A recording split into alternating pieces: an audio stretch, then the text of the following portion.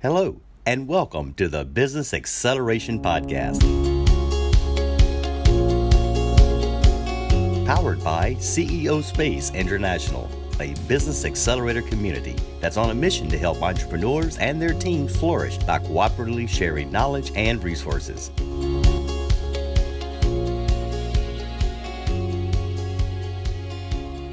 Hi, this is September Dorman. Welcome to the Business Accelerator Podcast.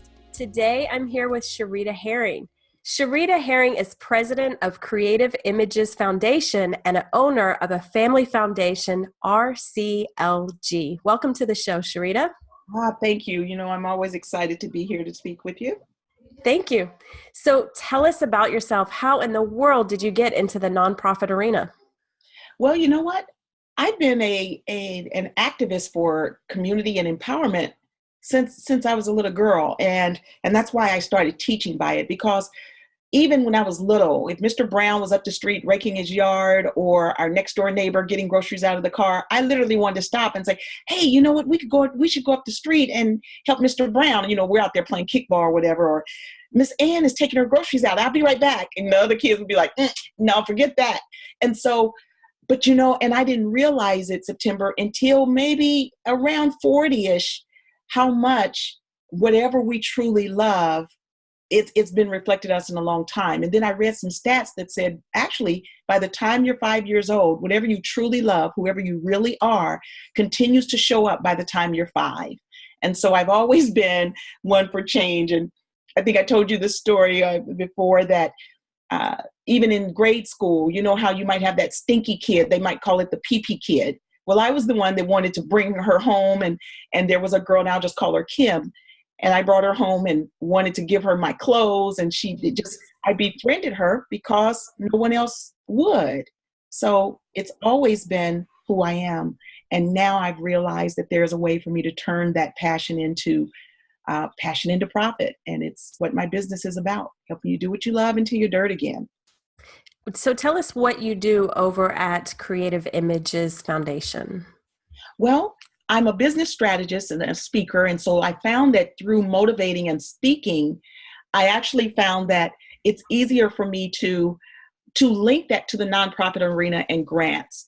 And so through KI, I do business development strategies, for-profit, nonprofit collaborations, and show the two industries how to collaborate together for business sustainability, but also community empowerment and sustainability. So give us an example of one of the projects that you have going on that really speaks to that incorporation. Well, one of the most notable that I like to talk about is Vicente Fox, the former president of Mexico. And he wants to duplicate what the U.S. has as far as the nonprofit industry and philanthropy. So he flew me to Mexico, and I trained not only those with dollars how to become philanthropists and see the benefit of the reason why Bill Gates and Warren Buffett all have now started the Giving Pledge, where they're giving 50 to 90% of their wealth away. See, most people, that doesn't make sense to them. But this way, instead of them being taxed on all the dollars that they make, they can become philanthropists, donate to their own foundation, and now they can dictate what those dollars are going to do. So that's what I did when I went to Mexico, showing Vicente Fox that and coaching those individuals, but then also showing their for-profit businesses how they also can benefit from this arena and have a for-profit and a nonprofit to not only help to sustain their for-profit businesses, but also now they can also address any causes that they wish to address. So that's one. That's a really big topic right now, is what is the give back that companies are doing? The first company that comes to mind, obviously, is Tom's, buy a shoe, give a shoe. Yes. There's a lot of companies that are out there doing it. In fact, I had did an interview with a new faculty member, and what they have going on is they help rescue dogs, yes, which is totally not their business, but it's their passion. It's what their heart speaks to. So they're incorporating those two elements inside of there. Well, you know what? Speaking of rescuing dogs, Hilary Swank, the Oscar winner, I just recently, she reached out to me again. I had been coaching her and her lawyer because Hilary loves dogs. Matter of fact, in Los Angeles, before the Kill Center puts down a dog, they text Hilary. So she wants to develop a dog rescue program and name it after her dog, which she calls Hilary. And so she's like, Sherita, how do I make these two coexist together and not also get in trouble with one or on the other? And that's another myth that people have. And after coaching her and her lawyer, she sees that, my God, actually it protects me more and I can do what I love. And so, yes, so that just reminded me, she loves dogs and wants to make sure that none are put down. But even Bixel, the vacuum company, they have an animal program and animal rescue also. Now you might think vacuums and animals, but with people and animals, when they're vacuuming, what are they mostly vacuuming up? Animal hair. That's right. And so Bixel has a foundation, but there are so many. It's corporate responsibility programs. Target alone gives over $5 million a week in grant funding. And so what I do in September is I show the smaller businesses and entrepreneurs how they can do the same thing like the big boys, and they will see a greater return for what they love, but also it really, really helps them personally and their for-profit businesses. So the give back doesn't have to be within the same industry that the company's in. It's just a matter of discovering what your passion is and how you want to give back. So you can be completely outside the box on it. That is true. That is true. But also, they don't have to be totally out of the box. Let's say someone is doing what they truly love, that they're a web designer. Okay. What it does is it allows them to have a foundation also, and now they can do web design for those that normally could not have afforded them, because grants pays them to now do the work for those individuals that otherwise could not have received their service. So they can actually stay in the exact same lane they're in, or if they have a passion that they'd like to address or do something with that they didn't know that they could and get paid, it can allow them to do that. So let's talk about your credentials. Let's answer the question, what makes you and KI qualified to be into this arena? Well, at first I was actually afraid to step into this arena because I wasn't certified in it, right? But I was a director for the YMCA. I had been very successful in helping raise dollars, secure funding, whether it's through grants or sponsorship or even our fundraising campaigns. And then I became certified as a grant writer through Los Angeles County to coach and teach individuals how to go after the various government dollars that come through the county. But it fell into the realm of what I love to do so much, which is making a difference and raising dollars to address problems. September, even when I look back at my yearbook and I was part of the Principals Council, what were we doing? Identifying problems and raising dollars to go after it, And so again, we will tend to fall into what is natural for us to do. And that's another reason why I love the grants arena, because it allows you to do that. So since that time, I've received accommodations from Los Angeles Mayor Hahn. I've gotten various certifications in this arena. And then because of what I do, I'm also writing a book about it. It's called There's a Grant for That. So, Yes, I hear you say that a lot. That's a perfect title for you. Yes. You say that a lot. Oh, there's a grant for that. I know. Yeah.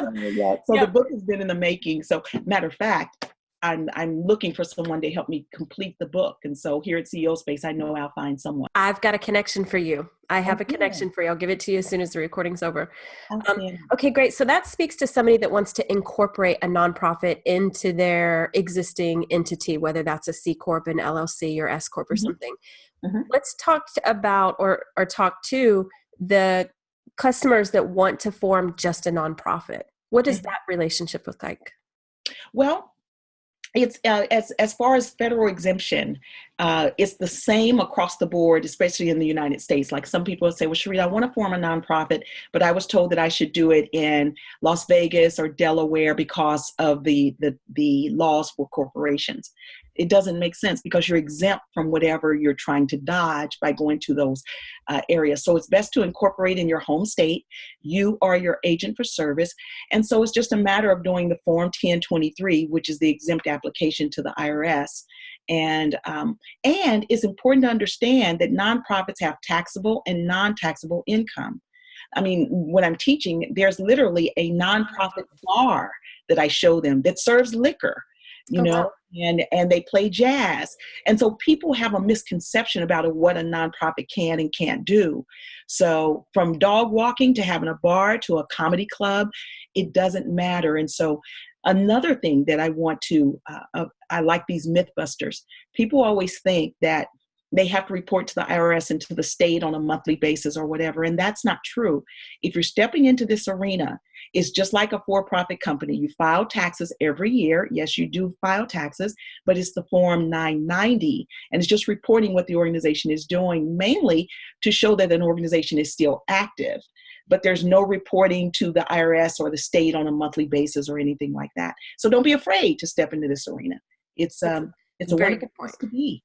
Yes, that's a good point. There's a lot of misconceptions around nonprofits and the obligations that they have to keeping that running. Those are really good points. We need to take a short break. When we come back, let's talk about your clientele, what they look like.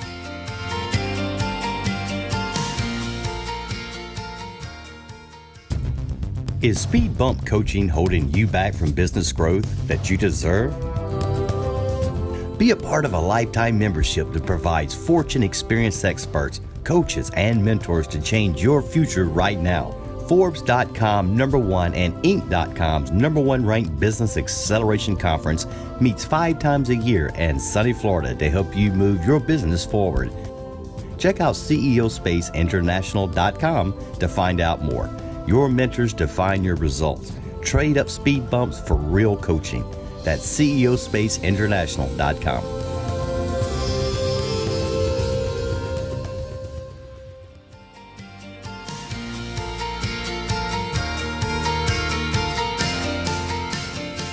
Hi, welcome back. This is September Dorman. I'm here today with Sherita Herring, president of Creative Images Foundation and owner of a family foundation, RCLG. Let's talk about your clientele. What is your sweet spot? What if you could pick like your perfect client, what do they look like? Someone that had a passion for something and they didn't realize there was money to pay them to do it. It's not a particular industry, it's a person and their passion. I love to see a person's eyes light up, like when they sit in my class and they came in there to maybe teach financial literacy, like an accountant that came in my class. And he said, well, Sherita, I just heard that there's funding for me to teach financial literacy. But September, his eyes didn't dance. He just, matter of fact, seemed mad, like he was in the arena of finance. But I make good money. So I said, okay, but I'm thinking that's not it. And I said, well, if you had 3 days to do absolutely nothing, what would you do? And he got, all of a sudden, I almost didn't finish. He sat up on the edge of his chair and he had his hands up and he was like, oh man, Sherita, you know what? When the tide is high, and this guy was in California, he says, when the tide is high, and he's got his hands up, he said, I got on my wetsuit, I'm out there on that water and I'm on that board and I could just feel the waves under me. And he's all animated now. And I'm like, that's it. That's it. And so I showed him how he can have a surfing program and talk to him about how there's inner city kids that live 10 miles from the water that have never seen the ocean. He started an after-school surfing program, and he is more satisfied with that and making enough money to take him away from his accounting business. Now, that's not my goal, September, is to take someone from one business to another. My goal is to help them do what they love. If that means leaving what they're in, fine. But if not, my sweet spot is to seeing someone not get hot about what's in the industry, but getting hot about what's in them. They're in tune and in touch with their why, their person, Yes. their personal mission or their personal passion, Yes. be able to leverage off of that. Yes. And you know what, so often, because we get so caught up in the everyday rigmarole of just making dollars and paying bills, oftentimes when I ask someone what is their passion, they stare at me like a deer in headlamps because they haven't thought about it in so long and they didn't know that they could be operating in it, that sometimes I have to dig a little deeper. And that's where, when I'm doing my motivational speaking and empowerment, that comes in.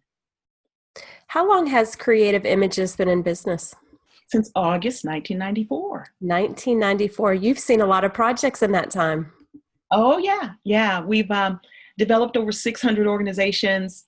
I know it's well over 30 million now, but between the coaching that I do every month and the writing of grants that we've done and the fundraising strategies, we've helped to raise millions. and working with organizations all over the globe in more than 20 countries. And this is a hard question. Just one particular project that stands out in your mind?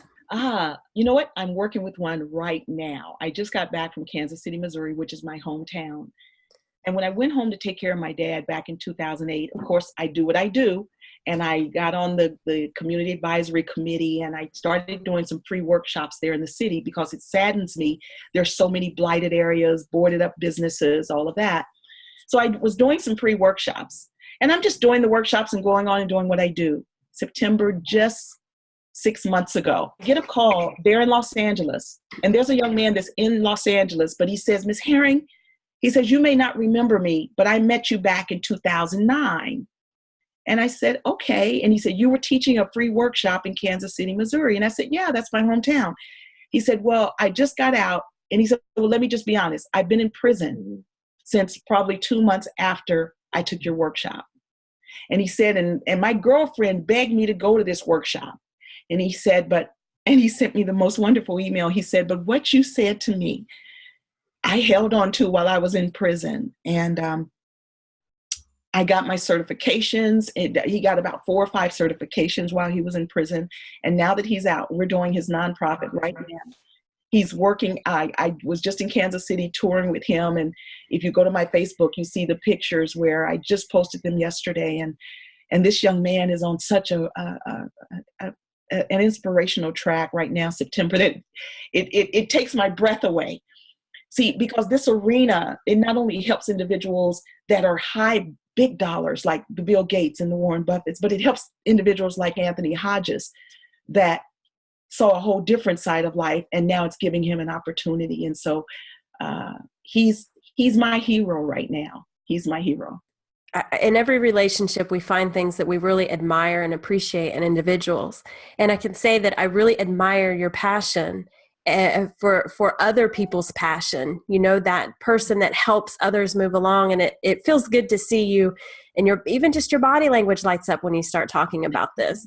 And the other thing that I really admire about you quite a bit is your creativeness to making things happen, to making the pieces fit together. Like, as business owners, we don't know everything, right? And there's a lot that we don't know, but there's a lot of things that we do know. And sometimes we don't know how to make those pieces come together for it to make sense so that it can be profitable, not just for the business owner, but even for the business owner's clientele. I mean, because I think at the end of the day, we're all looking to help people in our own way and to give back in some way. And that's true, September. When you're doing what you love, you can't do it when you're doing what you love. You can't do it without impacting somebody. I mean, it could be a bus driver, but if he loves driving that bus, then because bus drivers even have the same pretty much riders on a daily basis. And if Miss Jones has worked all night and she gets on that bus at 8 a.m, he's taking her home. She's probably asleep back there on seat 8 or wherever she sits. He will say, look, tell Miss Jones I'm about here to stop. I don't want her to miss it, right? Because he's loving his job. He's paying attention to who he's working with. If it's somebody that is just in it for the money and they don't even speak to the individuals as they get on the bus, he would drive past that stop and know she's back there sleeping. Mm-hmm. So when you're doing what you love, you can't help but impact someone else's life. And this arena allows you to do that. And I love it so much. I was a speaker for Sprint for a long time and traveling for Sprint and teaching. I like the job, and because I love teaching, but there's no comparison to speaking and teaching with the audiences that hear me now, and I see their work afterwards. So let's switch gears for a moment and talk about what are some common requests that come to you in terms of people that are looking to form a nonprofit. Let's say they already know what they want to do, they've identified their passion, and now they want to put the nonprofit together. How do you help them through that process? Well, we actually do all the paperwork, and I coach them in them helping us fill in the questions. It's almost like writing a grant proposal. You're answering 5 questions. Who's going to be your target population? How much money is it going to take for you to do that? You're figuring that in because you have to also do budgets with the application. What are the problems or issues that you're going to be able to address as you step into this arena? What positive outcomes do you think can come out of what you're doing? And then who's staffing it? Who are you? What is your experience? If you're collaborating, what experience are they bringing to the table? So whether you're writing a grant or going after a nonprofit, you're answering those 5 questions. So even if it's when we talk about what can or can't go into the arena. When I was touring just the other day, like I said, with the young man, well, he also took me by the radio station. It's a struggling radio station. They didn't realize there was grants to cover their radio station. And he already had a young man in there that he was training to go into radio. He didn't realize, I showed him right then where there was dollars for engineering. But what he was showing me around, and he's proud of his station. September, he had a huge fish tank sitting there on the ground, 200-gallon. And he said, but Miss Herring, as he turned the corner, he said, but this is what I love. He said, I love fish. I love aquariums. And I started telling him about, that show that comes on television in September where those guys, the aquarium show, I forget what it's called. Yes, I do. They don't realize there's grants for them. Do you know the statistics show that by just watching an aquarium, it reduces stress. It helps with loneliness and depression. Do you know they could have a program with young people or seniors that love fish going and installing fish tanks, not only at businesses, but putting them in seniors' homes, the disabled, and then going back regularly, have regular appointments to go back and maintain those aquariums in those homes. It's going to help combat loneliness, depression. It's job training for youth or adults that want to go into that arena. They're able to operate in their passion. Grants will cover those aquariums, and whether they're doing saltwater or not. If they're going into saltwater, there's a science to it. So now that takes them into STEM funding, which is science, technology, engineering, and math. Well, that's science. So now they're learning about maintaining that water, balancing that water. That takes them into the sciences. They could even be getting grants to take those kids on into higher education. It's like tentacles. It just keeps going and going. Yeah. And it's like you're gifted at seeing all of those tentacles. Like, where does it lead? And what else could you get because of this and that? Those are things nobody would ever think of those. You're a genius at this stuff. Oh, You're really good at what you do. I love it. I truly love it. They could even be on webinars and Zoom sessions and talking to individuals all over the world. And they'd have the camera showing them on their screen what they're doing, whether they're doing a PowerPoint or live, and saying, this is coral. Now, there's live coral. And there's so many opportunities. And that's why I also teach my clients to use virtual technology. You've mentioned grants a couple of times. Do you have to be a nonprofit in order to apply and qualify for grants? There are grants for when you're not a nonprofit, but it's very few because the grants are there to address a need. And then also the grant funders are nothing but investors. And these investors want their return on their investment is the write-off. And the only way that they get that tax deductible write-off is to give to a tax exempt organization. So that's why there's the process to get that tax exemption through the IRS. So most funding is for tax exempt. But if someone just wants to dip their toe in, not take the full plunge, they can collaborate with a nonprofit. That nonprofit becomes the umbrella, and which is called their fiscal agent or fiscal sponsor. And now they can operate exactly as a nonprofit, but under the umbrella of a tax exempt organization. Anything else that you want to share with us on a basic level about nonprofit and grants? You can make a profit and you can get paid exactly what you are worth for your skill set. That's another myth that people think nonprofit can't make a profit or that they cannot be paid, that they have to be totally volunteer. No, the charity is who receives what you do, not you doing it for free. It's just like legal aid. Legal aid is a nonprofit. It provides legal services for the less fortunate and low income. But those lawyers are being paid. They're being paid by grants funneling through the government dollars to pay those lawyers to provide the service. The other thing, keep in mind, government funding is not the only funding. There are multi-millions dollars every year that go back because of the lack of knowledge. So again, it's limitless. It certainly sounds like it.